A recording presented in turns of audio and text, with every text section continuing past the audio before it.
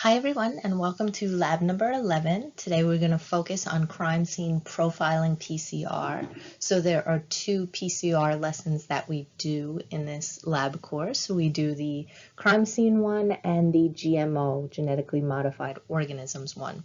And you'll notice if you're paying attention to the syllabus that I'm actually swapping the order because I felt that the crime scene one goes a little better first. Now, before we get into the details of what we would actually do with DNA in the crime scene relevant area, the first thing I want to point out is you'll hear the term DNA profiling when it comes to crime scene investigations. And what that actually means is that they're able to determine the genotype of a DNA sample and basically narrow down which person or which sample it matches. Okay, now we use this in things like crime scenes or missing persons cases, as well as natural disasters and paternity. But I want to point out that when you're doing DNA profiling in this sense, especially in the sense that we're going to use it today, which is the forensic PCR kind of does the crime scene sample match the suspect sample. When you do this, please keep in mind that you are narrowing down suspects, okay? You're basically canceling out who the sample cannot match, but you are not confirming 100% that this is the true sample, okay, in some of the tests that we do. If you have a full genomic sample, meaning, every single gene of that person, then yes, you can definitively confirm someone with this. But the way we're going to use it today, you're going to see you can also just go based on a few loci, meaning, a few of the alleles or a few of the genes of that person. So when you're only using a few of the genes in your sample, then you can just narrow down, who the suspect can't be versus who it might be, but you're not going to be definitively saying, yes, it's this person. Now, ultimately, the way we use it today in our lab lesson here is that you have a DNA profile obtained at a scene, and then the scene of the crime DNA profile is compared to the DNA profile of a suspect. And so you see an example of it here. So this is a more robust DNA profile. So you see a lot of different genes included. So this one can really help you see, okay, all of these gene representations or DNA fragments are the same as suspect 1 versus what we're going to do today in our experiment, which is only focusing on a couple of genes instead of a whole spectrum. So now one of the first questions you have to ask yourself is, what exactly are they going to use when it comes to the human DNA sequences? Because you have a whole lot of DNA sequences in your human cells. And so you then want to ask yourself why they would pick these particular ones. Now, when you look at this idea, you have to keep in mind that more than 99.5% of the genome does not vary among humans, meaning that, more than 99.5% of your genes, if you looked at them on a gel, for instance, they look the same, suspect 1, suspect 2, suspect 3. So you have to be very particular in which DNA sequences you're going to pick to try and narrow down your pool of suspects. So what we end up choosing to use, right here I highlighted the poly part, are any polymorphic sequences in your genome. And poly, whenever you see poly, that means many. And morphic is usually the form or shape of something. So polymorphic sequences means sequences with many forms, many different forms. And the big example that we use for that are the non-coding short tandem repeats. We call them STRs. Okay, and the reason we use these STRs is they're very short DNA sequences that are repeated. And a lot of different people will have a different number of repeats, okay? And like with any genetic information, when you are looking at one of these sequences, you get one locus from mom and one locus from dad. So you may have one version of this STR that has a certain number of repeats, and then your second version may have a different number of repeats. And you see that in the picture here. We're going to use an exact example on the next slide. But in this figure here, you can see here are two different STR sites. Each one, they are a short tandem repeat, meaning a short sequence that gets repeated in a row. So this first short repeat is AGAT, and every spot that you see a square here, that represents another repeat of AGAT.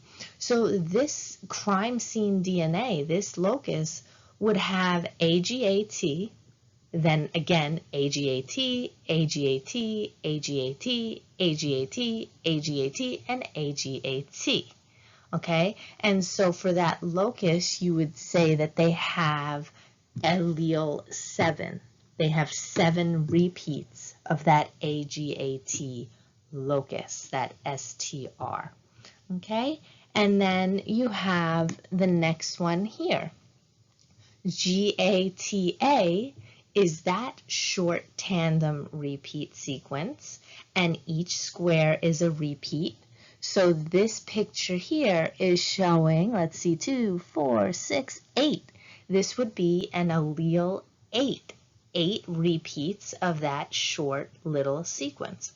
And then you would compare that to the suspect's STR site 2 and see, do they have a locus or an allele version that has 8 repeats? And look at this one. No, your suspect has a whole lot more repeats of that short tandem sequence. Okay, so they would not match the crime scene number of repeats, okay, for the second site, whereas you see the first site, it does match. The crime scene DNA has 7 repeats of AGAT at that point in the sequence, and the suspect also has 7. Okay, so please keep in mind that for our crime scene purposes, you're using polymorphic sequences. Specifically, we like to use short tandem repeats. Okay, so now I want to give you an actual example of one of the STRs that we like to use. So this example, it is called the THO1 locus. Okay, I want you to remember that. You should always know our examples, okay, because that could easily be a quiz question. And so that locus has the sequence TCAT repeated, okay? So different people will have a different number of repeats of TCAT. So the way that we can use this in this example, I'm going to draw out suspect A. Okay, and like I told you, every suspect or every person has 2 alleles for any gene that we're going to look at. So if we're looking at THO1 gene locus, you'll have 2 alleles, one that you got from mom, one that you got from dad. So let's say we profile suspect A for the THO1 locus, and we see the following.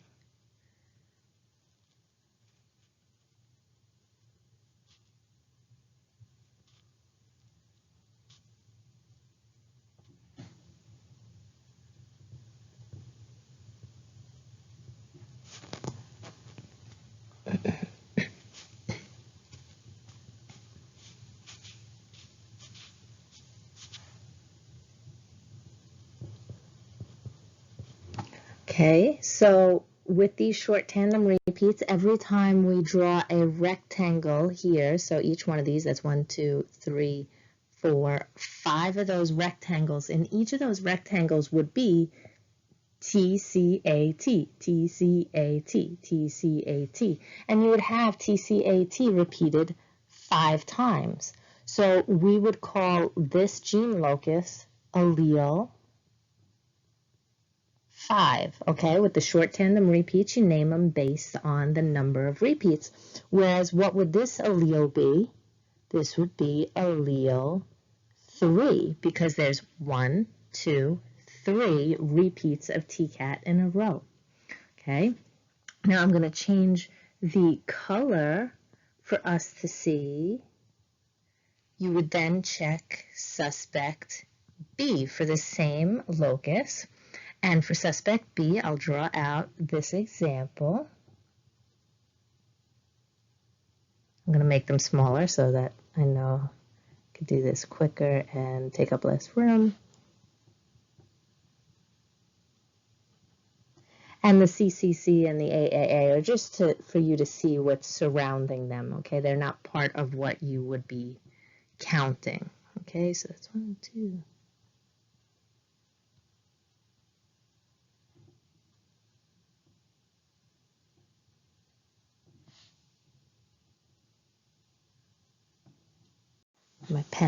My pen was acting up, but you know that would be the AAA at the end, okay? And so suspect B, when you would count suspect B, that one would have allele 6 for the first one, right? This would be allele 6, and their second one would be allele 10, right? So then what happens is, if you then run those samples on a gel,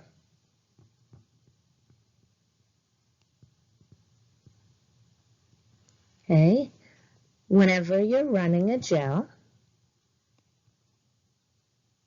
draw out our gel, the first thing that you always have is a ladder.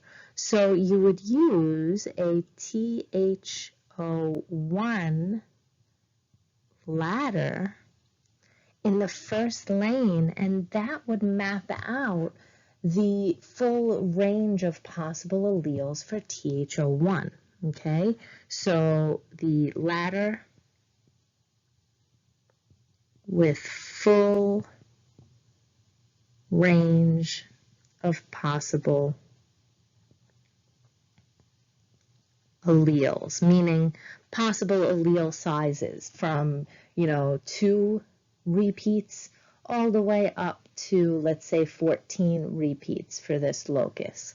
Okay, so you would have a whole line of those fragments. And then you would have suspect A, and I'll go based on the colors I used above. So we'll have suspect A's sample and suspect B's sample. And so in the ladder, let's say this top one, this top band is 14, the smallest one is 2, and within those areas you would have somewhere around here be 10, and let's say down here is where you have 6, for instance.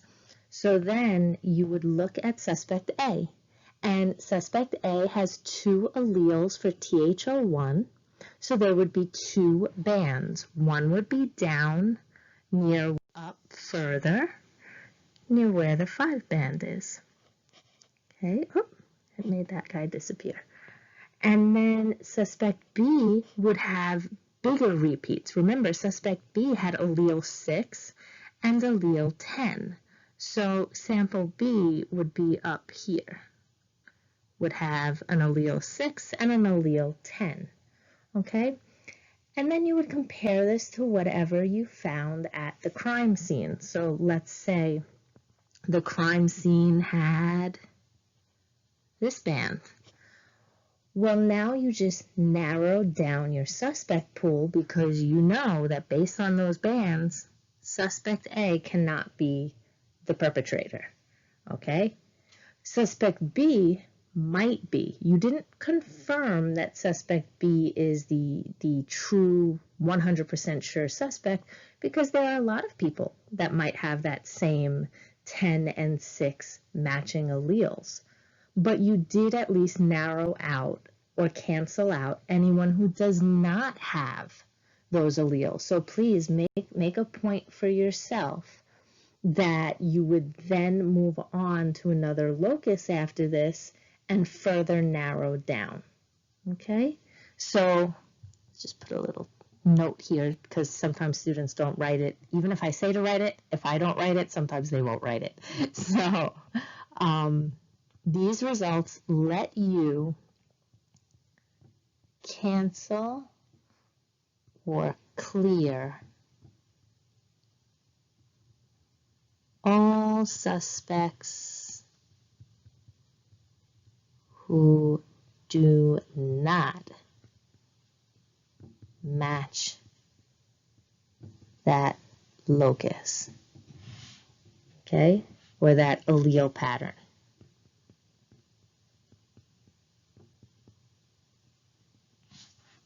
But it does not confirm who the criminal was.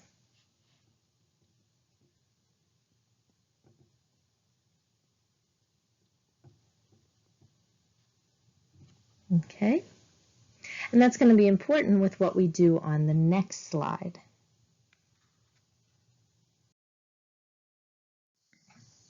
Now, before we move on to some of the other, crime scene details, I just wanted to point out that here is another way that that same THO1, so circle it here, THO1 locus can be used in addition to the crime scene application. You can also use it for things like figuring out family relationships.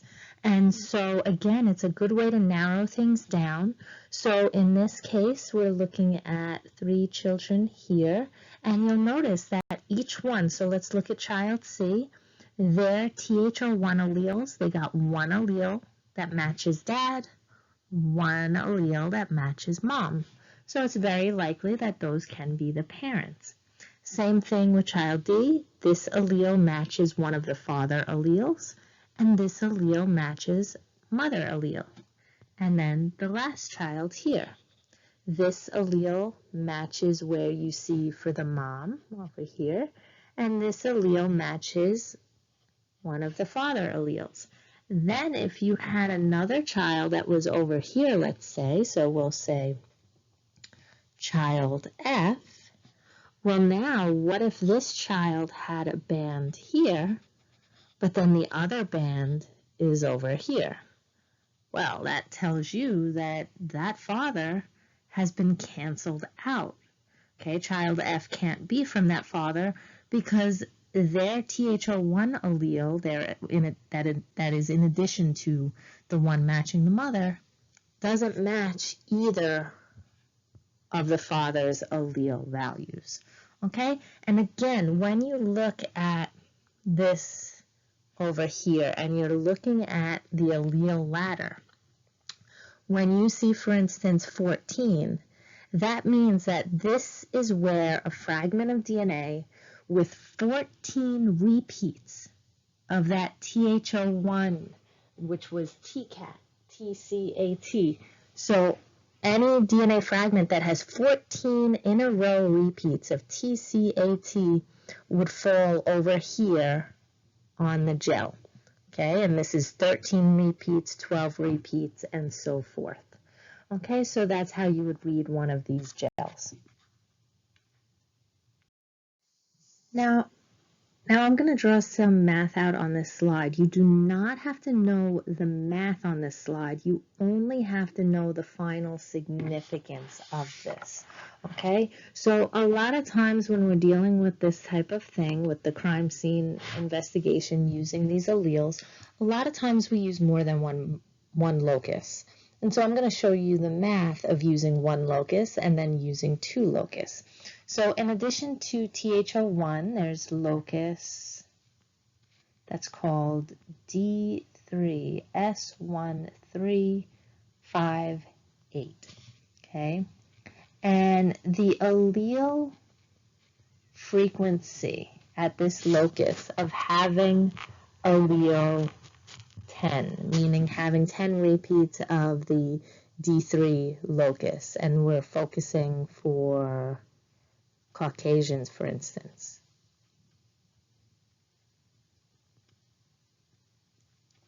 That frequency is 0.222, okay?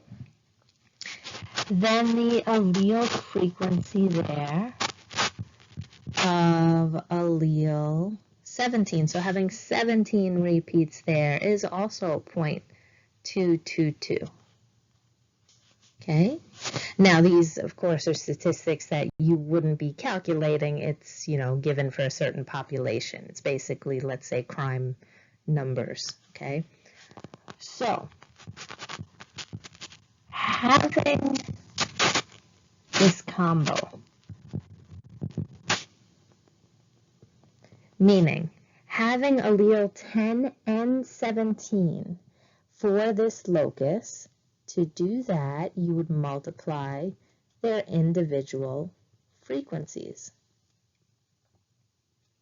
Okay, that gives you a frequency of 0.0493, which they say has 1 out of every 500 Caucasians has that allele frequency combination of allele 10 and allele 17 for that particular gene locus.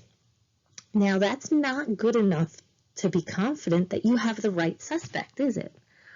So then now, let's say you also looked at locus TH01, our good old friend from the previous slides.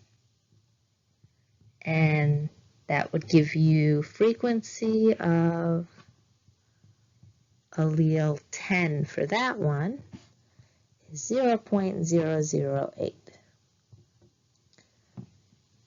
So combo of, let's say, allele 10 and 10 is 0.008 times 0.008. I'm just multiplying the individual frequencies, the chance of having allele 10 as your first locus for mom and allele 10 as your second locus for dad.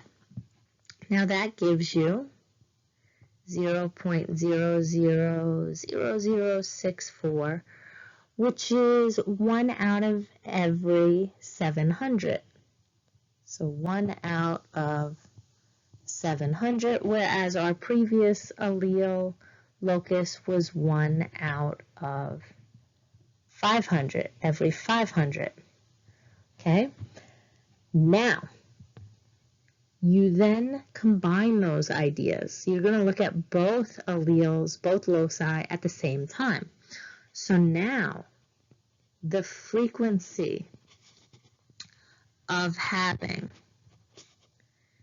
D3S1358, sorry, the pen keeps misbehaving today and doing that, a 10 and a 17, and at that same time having TH01, a 10 and a 10,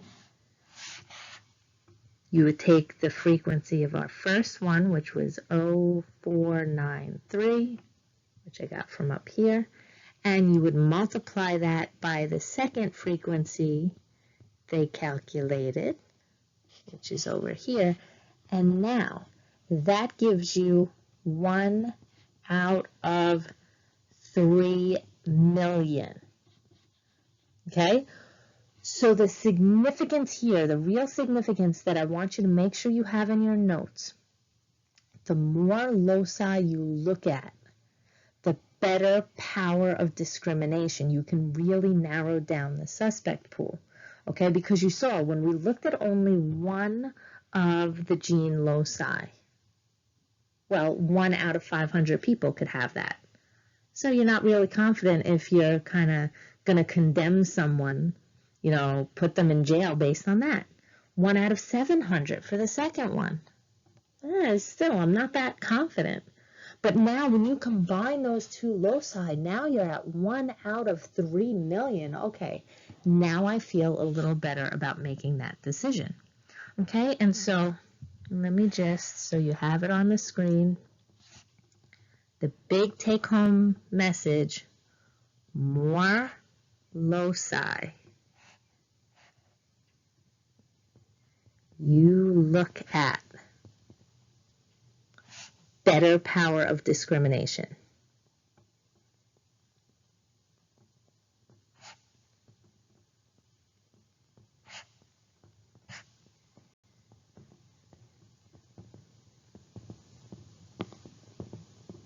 Okay, better power of discrimination meaning better to narrow down the suspect pool.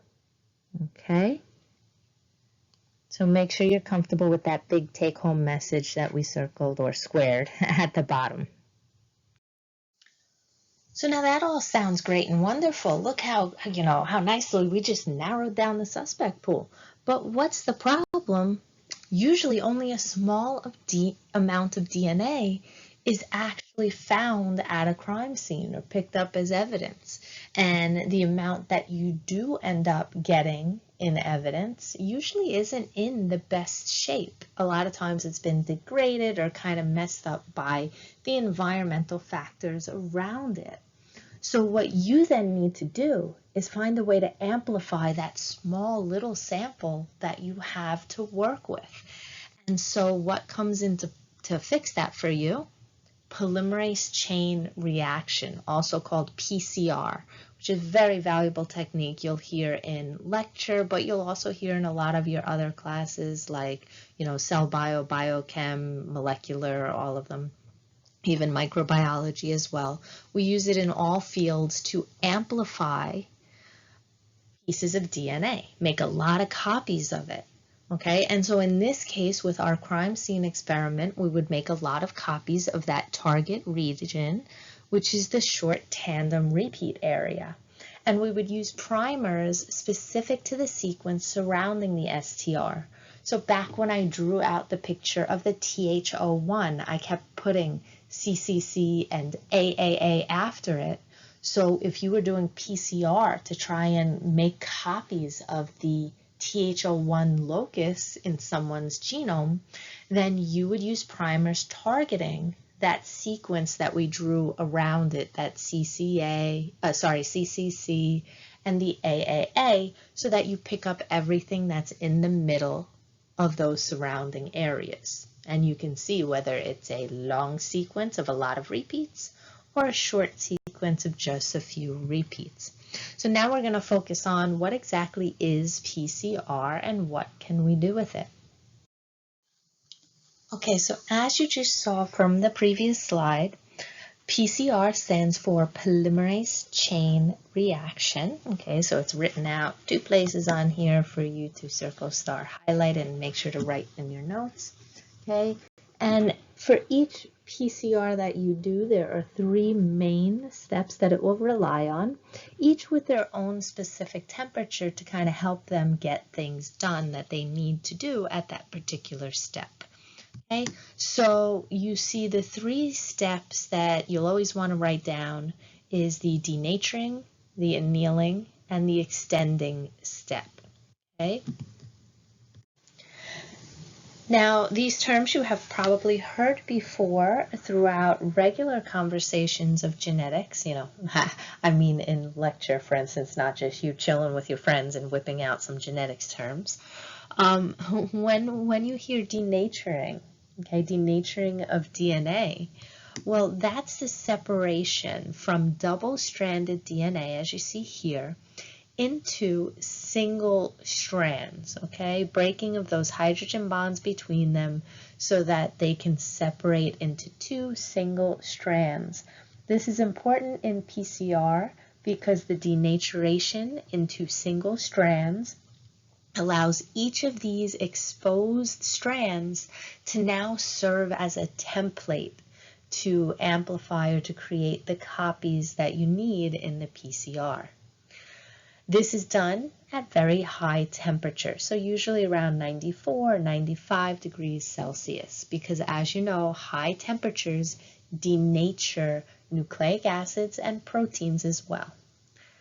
The next step is now annealing, and what annealing means is you want primers, which are very short pieces of DNA that complement the region upstream of your target, because remember we said that even though your target, the number of loci, for instance, the number of repeats at THO1, for instance, that varies, but what doesn't vary are the sequences before and after that, because we said most of the DNA sequence is the same between people. So these short primers will they'll be complements of the region directly in front of your target, because that region is conserved, or means it's the same from person to person. Now, for this step, for annealing, notice, what do you want to happen to the temperature? You want it to be cooler. Okay, you want the temperature to go down to 54 or 52 degrees Celsius, because otherwise the primers would not stick to the DNA. If you kept it at 94 degrees, they would keep denaturing as well. So annealing step needs to be cooler. Now, I want to point out these primers are absolutely necessary because in the next step, extension, you want a DNA polymerase to build the copy of your template. But remember, as you probably went over in lecture, DNA polymerases cannot start a sequence from scratch. Only RNA polymerases can. So you need the primers because DNA polymerase requires an existing nucleotide chain in order to add nucleotides one at a time to those sequences. Okay, so please put a little star next to the primers and make note to yourself that they are necessary because DNA polymerase cannot start strands on their own. Okay, so you need those primers so that in the last step, the extension step, when you have the temperature set to 72 degrees, which is the ideal temperature for Taq polymerase to work, Taq polymerase being a DNA polymerase that will use your primers as a starting point to then add nucleotides to. Okay, so it'll add the bases, the A's, the T's, the G's, and the C's in order to build the new strand of DNA. So now notice, whereas you had a single double strand to start with, now in this picture, you have two double strands of that DNA. And you're going to see in the next slide that that keeps amplifying. Okay, so please make sure that you're comfortable with the 3 steps: denaturing the double strands into single-stranded templates. Annealing, you now drop the temperature down to let the primers attach. And then the 3rd step is extension, where you have the DNA polymerase at its optimum temperature, because enzymes all have optimum temperatures. Taq polymerase, the optimum temperature is 72 degrees Celsius. Now it can build the new strand. Here is a recap slide just in case you missed any of those key points. You can pause the video and write down these notes.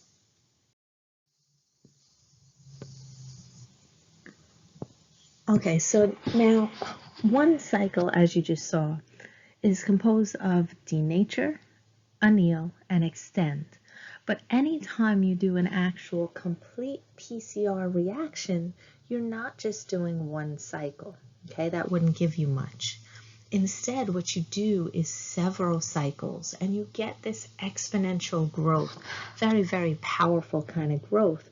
And I want you to circle star highlight the fact that it's not until the 3rd cycle that you actually get the exact desired length copy of your target. And we're going to draw out what we actually mean by this concept of, not having that until cycle 3.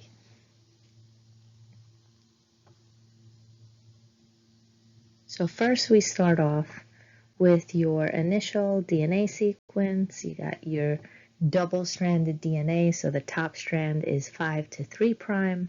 The bottom is in the opposite direction. Now, as we mentioned in PCR, you're only picking a particular target to amplify. So let's say that central area is our target over here. So write that target. So you want that small piece. And then you're in your first cycle of PCR. So the first thing that happens is those two strands separate in the denaturing. Then you have your primer that sticks right upstream of the target. Okay, so each of those will be the primer, and then extension occurs onward from that primer, using it as a starting point. Okay, so at the end of cycle 1, you now have those two strands, but if you look at them, you notice, let me switch over to the laser pointer, you notice that neither of those strands is actually the target size, right? They have a lot of overhang on the opposite sides of it. So you don't actually have your target yet. So then you would go on and you would go to cycle 2. So now we're going into cycle number 2. And in cycle number 2, those two double strands would denature, right? So now you have that first one, which is the 5', 3'. You now have that second one, which is started at the primer and extended onward. Okay, so that's 5' to 3'. You have your third one, which was the other primer started sequence onward, okay, to the 3', and then you have the last one, which is the full 5' to 3', okay? And so we'll just remind ourselves where the actual target area is, which is the central area here. So just to remind you of that. So now in the second round here, you're going to note that anytime you want to place the primers, notice that synthesis has to occur with any DNA polymerase from the 5' to 3' direction. So it's always going to bind to the 3' complement side. So it's going to bind over here so that now when we build that, it's a 5' there. You then have the next one that will bind over here, and you basically keep going throughout the is acting up again, going throughout the list, and you always start. So I put my primer near the 3' end, okay, near the 3' end, and then I extend until there's nowhere further to go, okay, and the last one here. Sorry, I mislabeled this last one. This should be the 3', and this is the 5' from our original picture. Okay, and now I could go near the 3' end and go onward. Okay, so I'll just erase that little part so that you can better see that I mislabeled that one. So that should be the full length because it's mimicking this one here. So that should be 5' to 3'. Okay, and so now if you look at these, you'll see we have a whole lot of sequences, but none of them are just this target area. Each one has some overhang. See, this one has overhang over here, this guy has overhang over here, and this one has a whole lot of overhang. So we're still not at our target goal yet. Okay, so now that brings us to cycle number 3. And I know it gets a little messy and confusing, but ultimately what you're doing here, I'll use the laser pointer, is you're taking each of your sequences from here, you're going to place it as a template. This one becomes a template, and each one is going to become a template. So that's what I'm doing when I'm drawing here. So we start off with the big template, the 5', 3', and again remembering our central target area. We then have the next one, which was our 5', and I could keep the colors if it makes it a little easier for you. So we then had our 5' to 3' template. We then had this template here, 5', then we had the little blue guy, little blue one, Bob Ross. Happy little tree over here. Then we have the next one was the black line. The pen keeps misbehaving. I apologize anytime the pen misbehaves. Okay. And then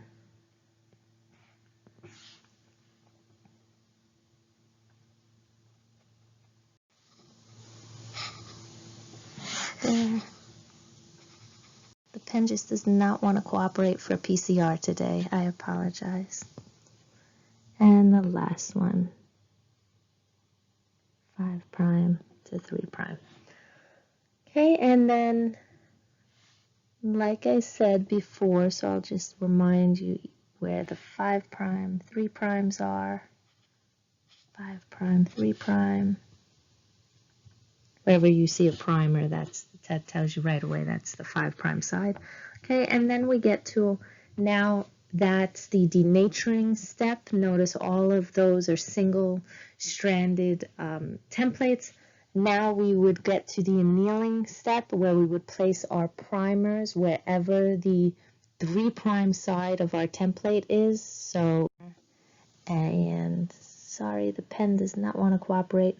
Then here would be the next primer on the 3' side for each one.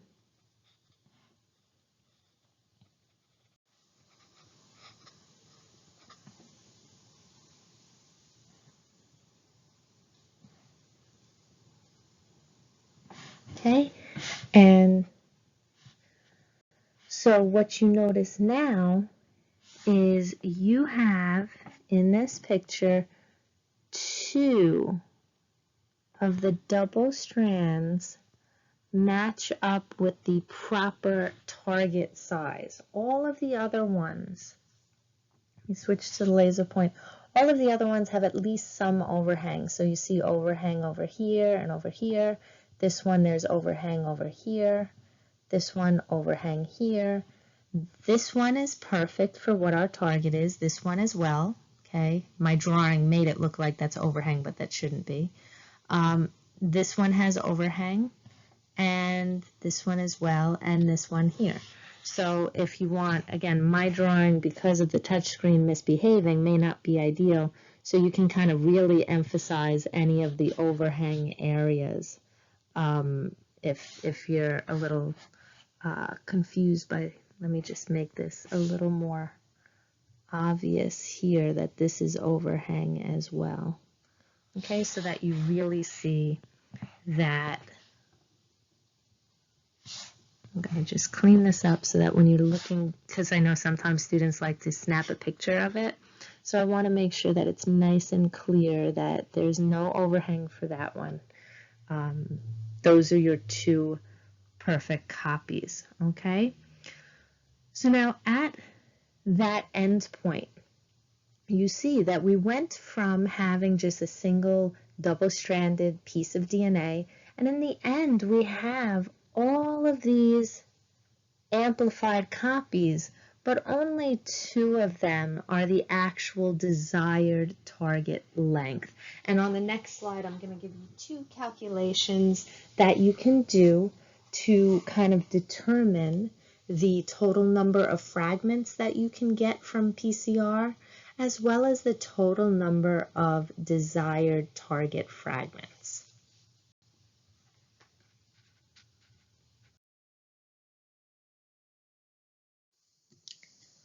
So now that you visualize, why it's not until cycle 3 that you actually get some of your desired target fragments, you can also easily numerically calculate, how many total fragments you would get from a PCR and how many total desired fragments you would get from a PCR, because you can't draw them out when you're doing, 40 cycles, 50 cycles of a PCR. So if you want to know the total number of fragments, all you have to do is 2 to the n, where n, circle n and write that n is the number of cycles. So for instance, in our picture that we just did on the previous slide, after one cycle, 2 to the n is 2 to the 1, right? 1 power, so that's 2. And if you look at the picture, we got 2 total fragments, okay? 2 copies of that original DNA.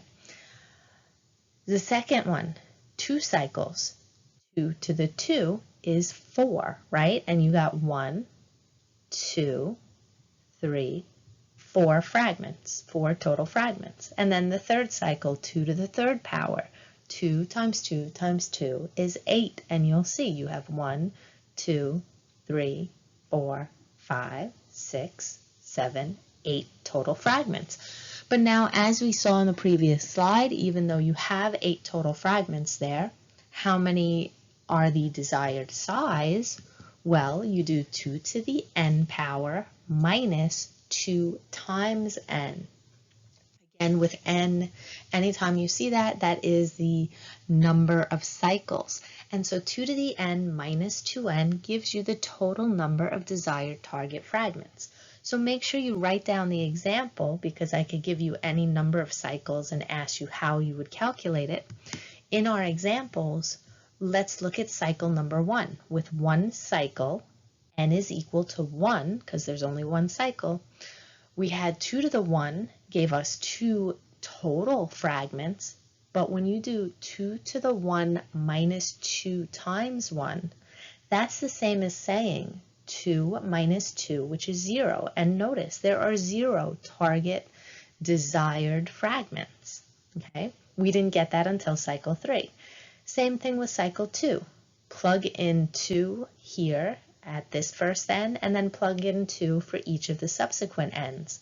And you'll notice that for 2 cycles, you get 2 to 2, which is 4, minus 2 times 2, which is also 4. That's 4 minus 4 is 0. And again, 0 desired target fragments. It's not until cycle 3 where you do 2 to the third power minus 2 times 3, right, which is 8 minus 6. What's 8 minus 6? 2. And you see, you got 2 desired target fragments. So make sure you're comfortable. I could give you any number of cycles. I could say after 30 cycles of PCR, how many total fragments would you have? And you would calculate that by doing 2 to the 30th power. If I said after 30 cycles of PCR, how many desired target fragments would you have, or how would you calculate how many desired target fragments you would have, then you have to do 2 to the 30th power minus 2 times 30. Okay, so let me just draw this just so that you're comfortable with identifying it on like the multiple choice quizzes and whatnot, how you would have it written out. Okay, so we're just going to grab the pen. And so for instance, 30 cycles as an example, total you would see as 2 to the 30th power, okay, and total target, that one would be 2 to the 30th power minus 2 times 30. Okay, and sometimes you put the caret there. You don't have that, since a lot of times Blackboard lets me do without it. So I want you to kind of get comfortable with how you would see it in Blackboard, okay? So always look, am I mentioning the word target or desired size? Okay, circle, star, highlight those words versus just total. Okay, if you're not sure about how this would work, please contact me in the Remind app. Right now, I want you to send me in the Remind app, how would you calculate the total number of fragments if you did a cycle of 45 PCRs? Okay, so I'm just going to write it on the screen. So you have, so Remind app, send me total number if 45 cycles. Now don't actually solve for it. Just show me how would you calculate it. Okay? So if I ask total number of fragments, and the reason I'm writing it out also is I always like when you send me the picture, total number of fragments if 45 cycles. Okay? So make sure to send me that in the Remind app. Okay? So now when you would do this in the lab class, you would take your DNA template, which would either be crime scene DNA or each of the suspect DNA samples, and you would mix it with what's called a master mix. And master mix, it is critical that you know what it contains and what each of these things do. So first, the master mix would contain Taq polymerase. Always circle, star, highlight this guy, because Taq polymerase is the DNA polymerase which is not sensitive to heat, which means it's great for PCR because you saw that in the first step it's going to go to 95 degrees, which is very hot. The Taq polymerase won't denature in that because it's isolated from archaea, which are used to hot temperatures. And the purpose of this Taq polymerase is to join together nucleotides to make a copy of your template DNA. Okay, polymerases always build nucleic acids. Then you would add the DNTPs, okay, your deoxynucleotide triphosphates. Fancy way of saying these are your A, T, C, and G nucleotides. These are the building blocks to make the new sequences of DNA. You would then add your primers, and as we already mentioned, the primers are the starting point for the polymerase to make copies of the target template. Lastly, you would add the buffer, which is contained in this master mix, and the reason you have the buffer is it maintains the proper pH, okay, so things don't start denaturing in your sample. But it also contains magnesium chloride, and magnesium chloride is critical because remember, we've mentioned before, magnesium is a cofactor. Make sure to write that. Magnesium is a cofactor, and that makes sure that the polymerase enzyme will function properly. Okay, so please make sure if you have to rewind, jot down the function of each of these reagents because I always ask you what each of them does. So Taq polymerase is the DNA polymerase that is not sensitive to heat because it's isolated from archaea, and it will build the new DNA strands. The DNTPs are the building blocks of the new strands. The primers are the starting point for the polymerase, and the buffer helps prevent denaturing of anything in the sample in terms of the enzymes, and it has magnesium chloride, which is the cofactor that activates or allows Taq polymerase to work. Now I want to show you the protocol you would have used for this experiment. Keep in mind when we have protocols, we have two versions. There's the quick guide, which basically abbreviates each of the steps, especially if you are, a pro who's done this before.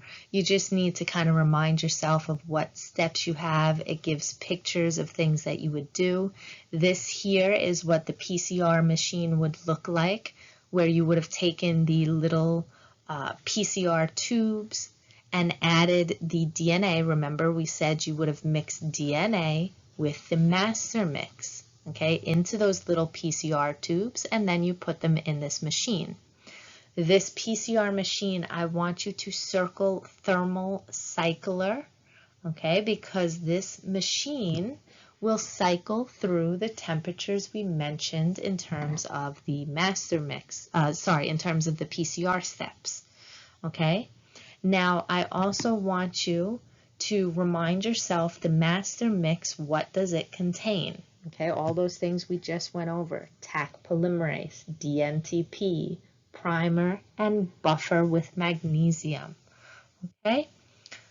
Once that was done, you would have then run those samples on a gel, and you're already pros at gel electrophoresis and what it actually means, so that you could then visualize your crime scene DNA versus your suspect's DNA. And again, the reason why you did PCR is because you would have had a small amount of DNA to begin with, and you wouldn't have been able to visualize that on a gel or do anything with it. So you needed to make a lot of copies so that you could really see the results on your gel.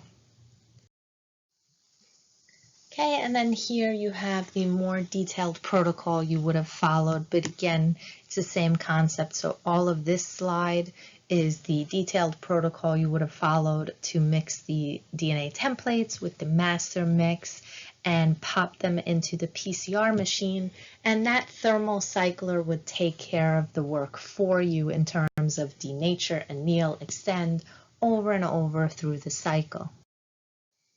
Here is the more detailed protocol you would have followed for gel electrophoresis, which you're all pros at.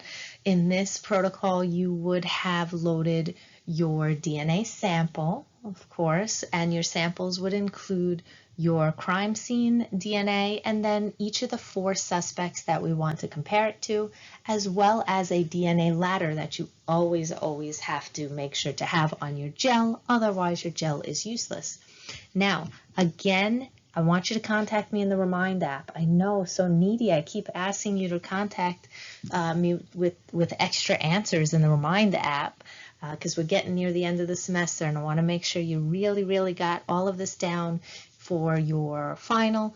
What I want you to contact me in the Remind app for this slide is I want you to look over the protocol on this slide, and I want you to tell me in the Remind app what is different about visualizing with this gel electrophoresis versus how we visualized the DNA bands back when we did the mini prep lesson where I first taught you gel electrophoresis.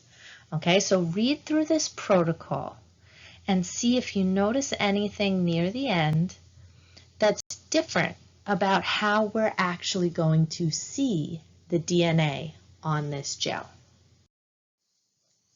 So just to recap for you those protocols that you just looked at, ultimately the experiment that we do here is in 2 parts.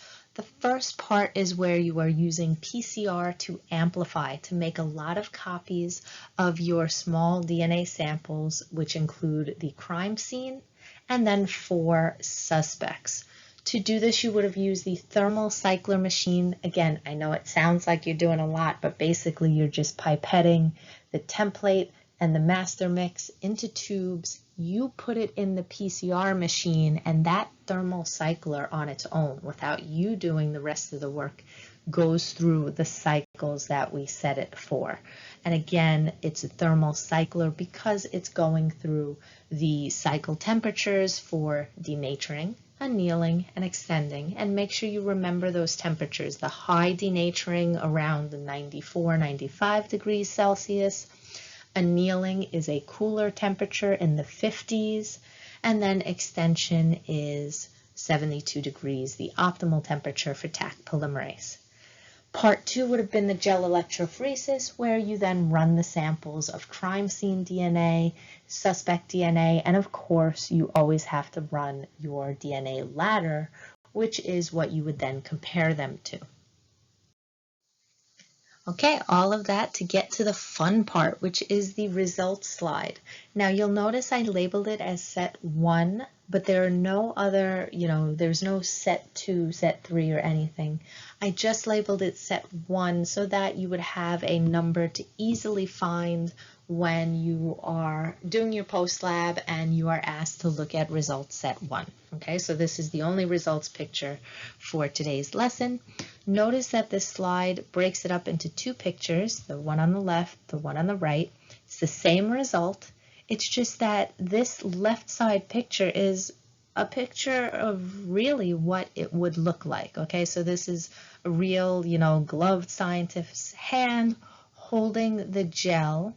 Okay, and that's what the fast stain gel looks like, the bands that you see with the ladder, the crime scene sample, and then each of the 4 suspects. This picture here is more how we would represent it when we want to actually analyze that gel. So we take this gel, we put it on a light box attached to a camera, and we take this picture. And when we talked about gel electrophoresis in the past, I showed you that we like to reverse contrast so that you nicely see black, easy, visibly pleasing kind of bands on the gel to really analyze. Okay, so I will ask you questions about this result in the post lab. Notice that each lane is labeled. So first we have the allele ladder, then you have the crime scene sample, and then each of the 4 suspects that you would compare it to. Over here, each band is labeled. So these numbers here are for the allele ladder. So this top band represents allele 15. So anything in this line here would be, so there's no band there, but anything that would have appeared there would mean that for that locus, for that STR, there were 15 repeats in a row. Okay, versus 10 repeats in a row, 7 repeats, 5, 4, 3, 2, and 1. Okay, so again, if while you're trying to analyze this for your post lab, you have any questions, feel free to ask me. It's not like a quiz where you're not allowed to ask me at that moment. I'm more than happy to help you review this information. That is it for today. As always, please send me any questions, any concerns in the Remind app, and I will try to help you as much as possible. Thank you and have a great day.